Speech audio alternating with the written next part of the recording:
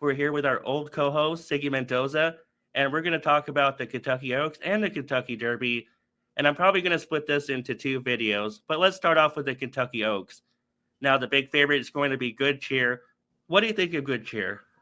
Well, good share is unbeaten in start and is the serving favorite of the race. But if you see his speed figure wise, she's stocked in the low 90s.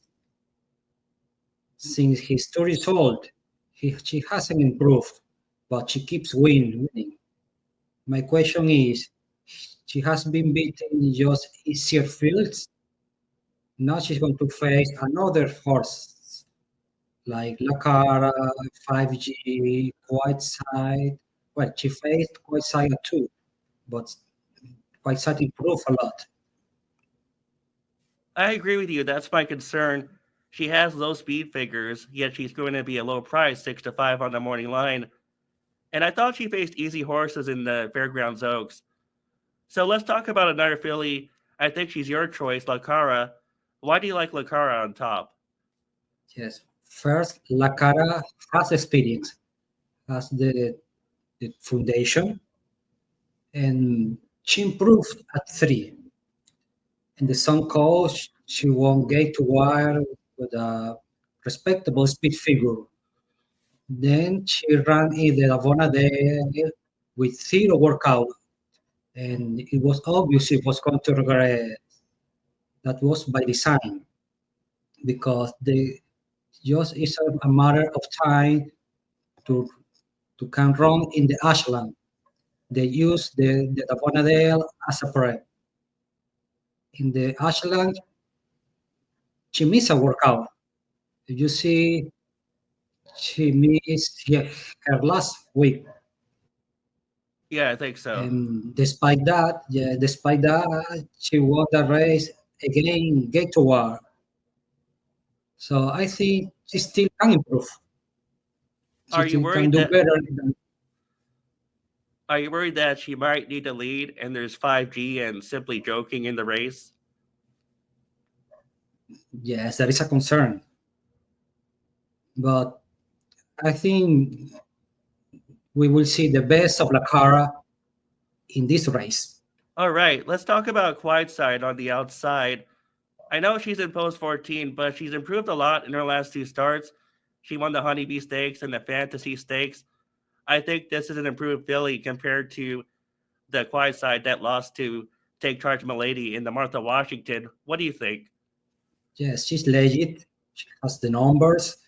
The pole position is not ideal, but like you said, pretty basically one for the far side 2 years ago. She's fast from the gate, and I think she will get in a good position. In the fantasy, she beat a good filly named Simply Joking. But if you watch the replay, Simply Joking was better in the gallop out. I haven't watched the Gallop Out. I'll have to take a look at that. But yeah, she will have to break out of the gate sharply. It is post 14, but only 2 years ago, Pretty Mischievous won from the wide post, so I don't think it's impossible. Yes, she will not going to get the take the lead, but I think she will sit in a good position.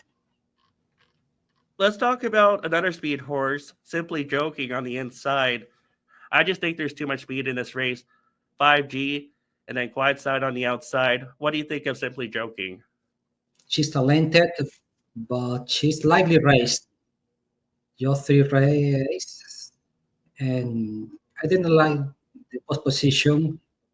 If we were going to break from the inside, and probably she got stuck in the rail. The car is fast from the from the rail. 5G also fast from the rail. So I think if she wants to take the leads, she needs to be too much aggressive.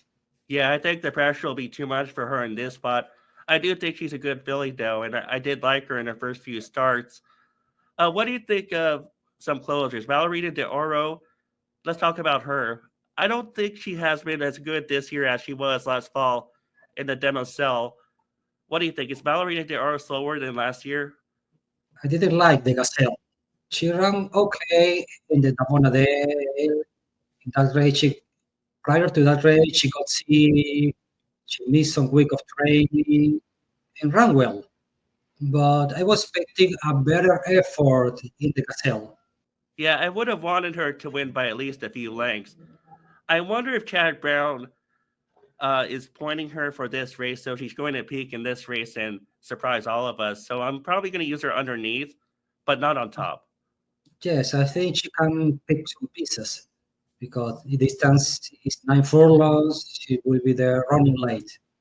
Also, another thing I didn't like, she struggled to switch leads. Yeah, that's true. Finally, let's talk about Take Charge Milady, who was a strong second in the Ashland Stakes. But you actually mentioned to me she's been having foot problems, so I took her off my top four. What do you think of Take Charge Milady? Yes, I'm tossing her for that issue. You can't have a minor foot issue 7 days before the big race. All right. So my top four is going to be Quiet Side, Good Cheer, Lucara, and Ballerina de Oro. But if I was going to play the race, maybe Quiet Side over Lucara, Ballerina de Oro. Maybe I'll try to beat Good Cheer for second. What's your final top four and final bet? Yes, I will try to beat Gucci with the car. I think she's a special, and she will try to win this race, get to wire. Let's see. I know it's not easy because there's going to be speed in the race, but I also think she's going to show our best. I'm going to use underneath Marina de Oro and also Gucci. Gucci is going to run well. She always runs well. So she's going to be in the exact order phase. So is that your exact Lucara over a Ballerina de Oro and Good Cheer?